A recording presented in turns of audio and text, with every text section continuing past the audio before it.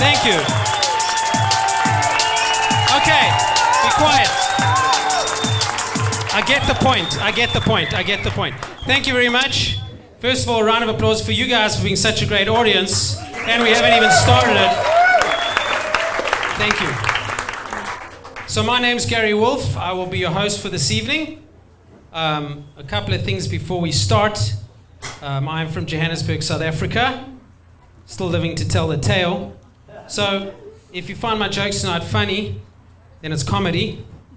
If you don't, it's South African poetry. So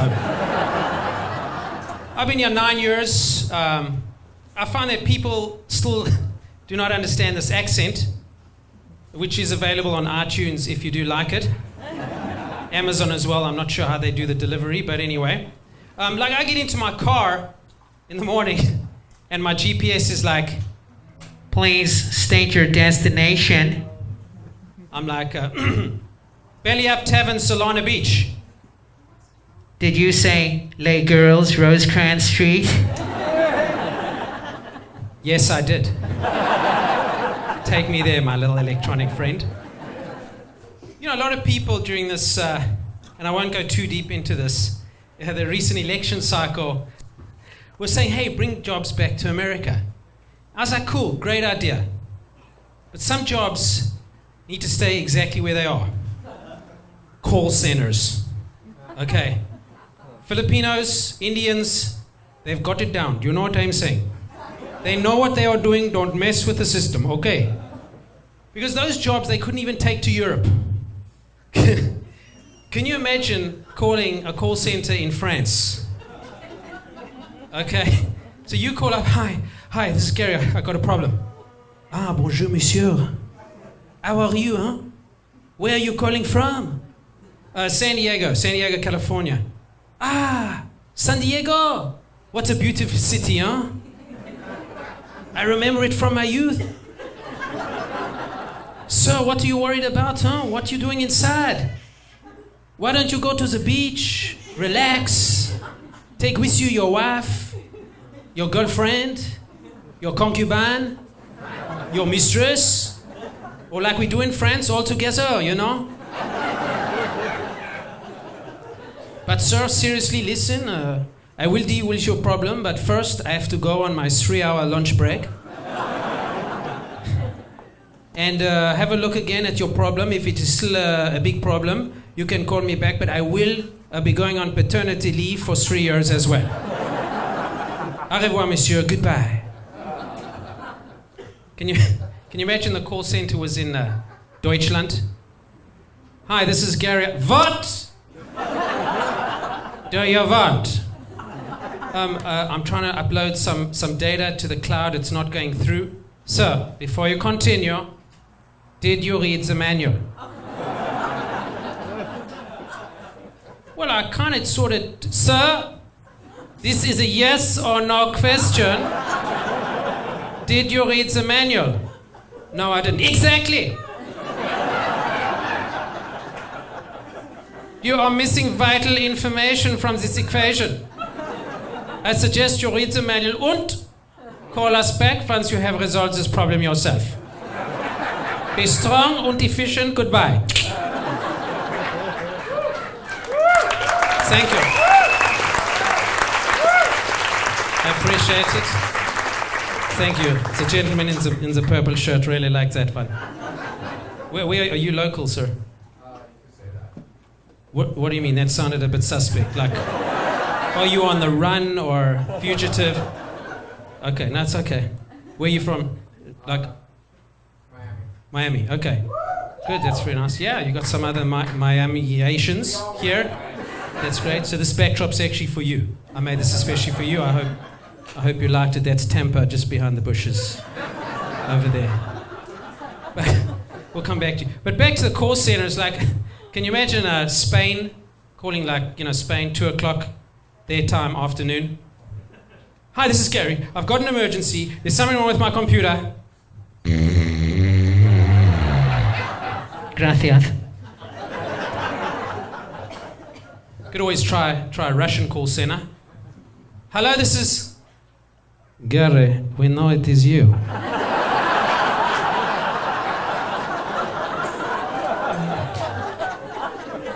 You're having a problem. Yes? Yes? Yes, we know that. What I do? Just relax. We are currently actually uploading all data from your area. That would be 11366 via Playa de Cortez, San Diego, CA 92124. You had eggs for breakfast? We should be finished loading all your personal data and your block in a few minutes. Try again. Thank you. Spasibo. Goodbye. Yeah.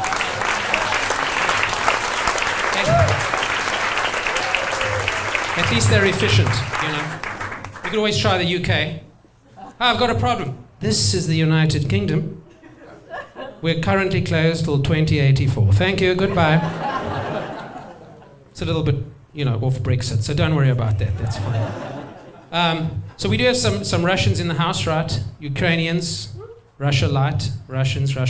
Actually, I just wrote one of these new immigration tests to actually test your patronage to America. It's actually great. It's very easy. That's the upside. The downside is it's in Russian. So yeah. I will rewrite, I promise. I tried studying Russian and I actually went to an ATM. And you know you can do your transactions in different languages now. So I did Russian. Deposited $500. Do you want receipt? Da. Here is your receipt. Deposit $500. You, $400. Vladimir Putin, $100. Thank you. But I do love Russians. I do, you know, because I have Russian friends, and I've noticed one thing about Russians. Russians love it. They get very excited if you've taken the time to learn a bit of Russian. The problem is it's a 4-phase reaction. Delight, surprise, paranoia, and then anger. So you meet someone from Russia, you know, you'll be like, hi. Hello. Where are you from? Los Angeles. Recognize the accent. I know you're from Russia. Привет, как дела? Ah, you speak Russian. Very good. Очень хорошо.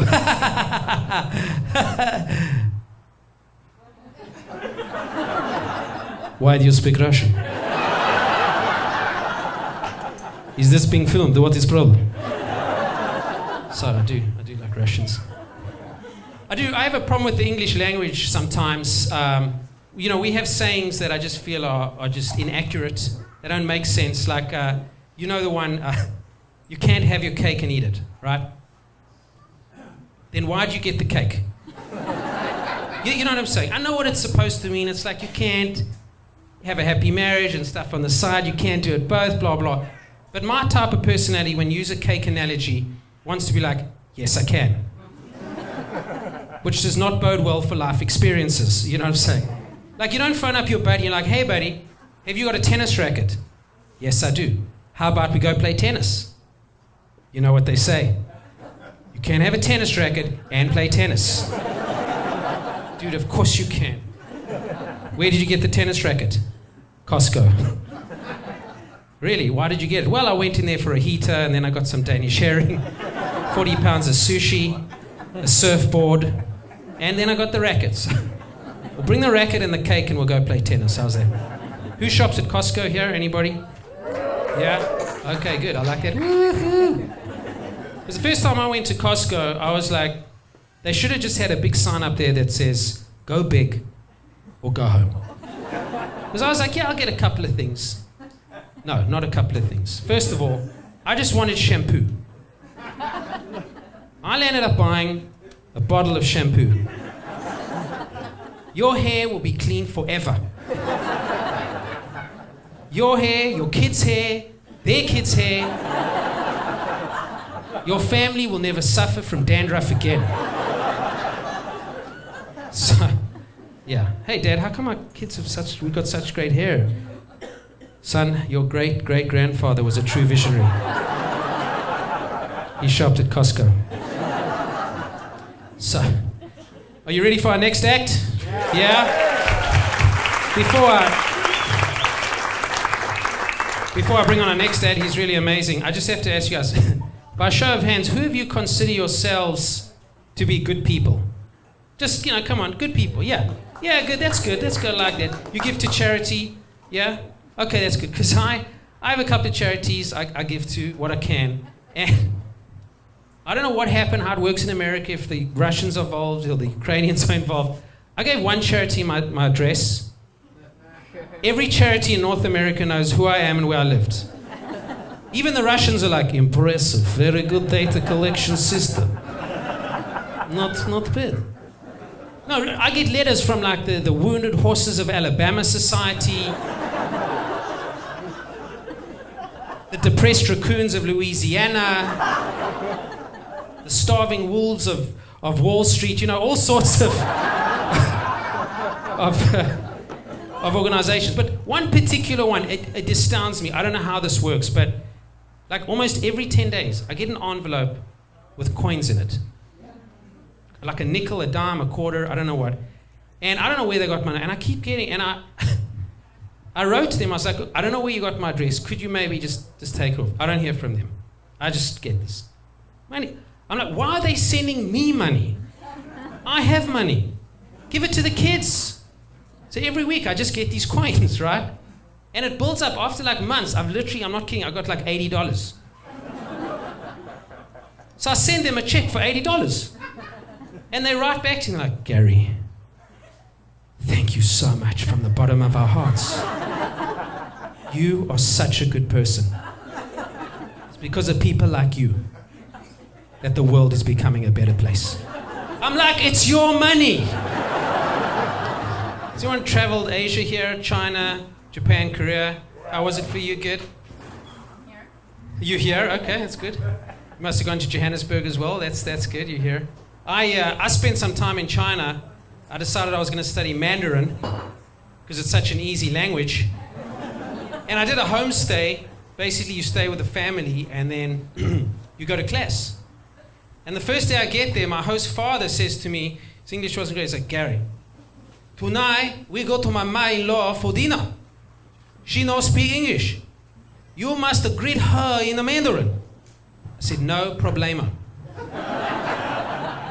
Now, I learned the hard way. Mandarin has 4 tones. So you can have the same word, but a different tone. It has a totally different meaning. Like the word ma is mother, but ma is horse. Long story short, I walk in and I land up calling the mother-in-law a horse. So the rest even was a little stressful, but at the end, I realized, midway what I had done, and I went to my host father and said, listen, I'm so sorry. You must understand. I really didn't mean to call your mother-in-law a horse. He said, no, Gary, don't worry. You managed to do it in one night. Well, I've been wanting to do it for 20 years. So that all turned out okay.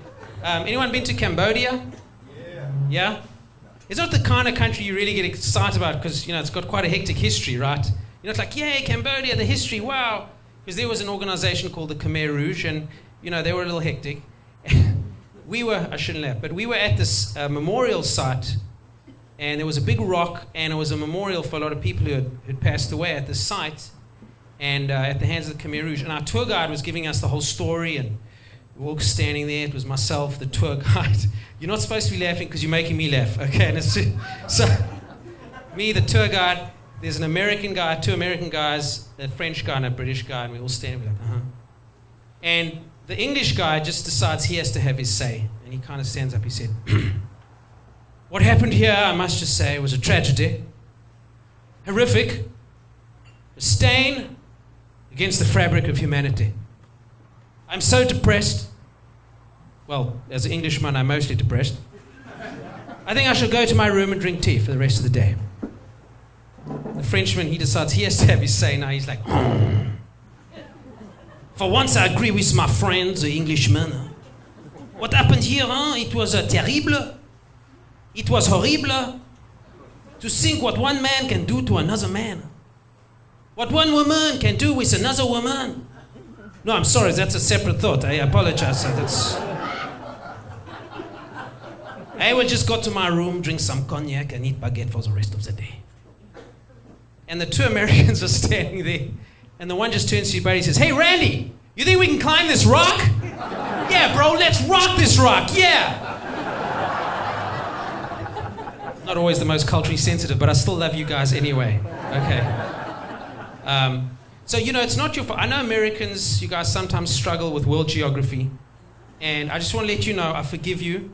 When I meet people and they say, "Oh, that's a cool accent. Are you from, like, Denmark?" I don't judge. I'm like, no. I'm like, I go with it. I'm like, yes, I am. I don't want to rock the boat, okay?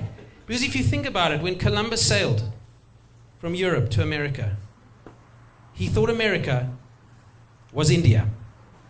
It's in your DNA. Guys, there's a big difference between America and India. There's a big continent in between called, my point exactly. It's not like you go to Mississippi and you're like, damn, I thought I was in Louisiana. No, you can't get to America. Oh, I thought I was in India, but apparently I'm in America. It's like continents. So I don't blame you. I'm just going to tell you that right now. A lot of people I've heard, there was this concept a while back called Cal-Exit. Are you guys familiar with that? Cal-Exit, like California becoming its own country. Whatever your political affiliation, I'm like, if you think about it, California is like ready to go. It's like the 7th largest economy in the world. You've already got your own flag, except it'll be made of hemp. You got your own national anthem, Hotel California. And you've definitely got your own plant. You just need a little card. That's going to be your passport. Instead of getting a passport, you just go to a pharmacy and you get a little card. That's basically it. But I do see in San Diego now, you see Soccer City, you guys see they want to make Soccer City, turn Qualcomm in. I think who thinks it's a great idea? Soccer City, yeah? Yeah. And if people still want to hanker over the Chargers, which they probably don't, we just call the soccer team Los Chargeros. Right? The captain of the team, Filippo Riveros. But I love soccer. Soccer fans here tonight. We have the English, I know. Anyone else like soccer? Yeah, who's your team? Yeah, it's your team, sir. Chelsea, that's very nice. I know we have some Turkish Galatasaray fans. But my thing, having Soccer City, finally, we're going to have soccer commentary by a Mexican soccer commentator. Because I'm tired of English soccer commentators. I mean, I do like the British, but they can get a little slow. So for example, here's my rendition. Because when you're listening to a soccer game, it's either a British soccer commentator or a Spanish soccer commentator. Which is like a funeral versus a fiesta. Here's my rendition of a British soccer commentator. Spain is playing. The game is about to begin.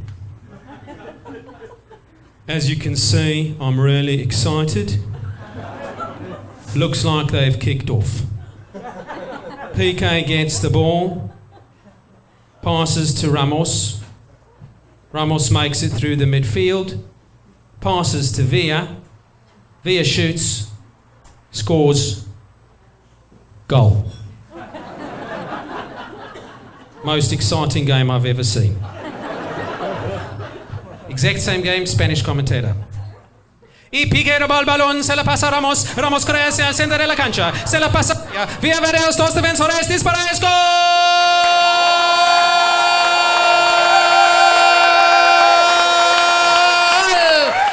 Thank you very much, guys. That's our show. Cheers. Thank you. Good night.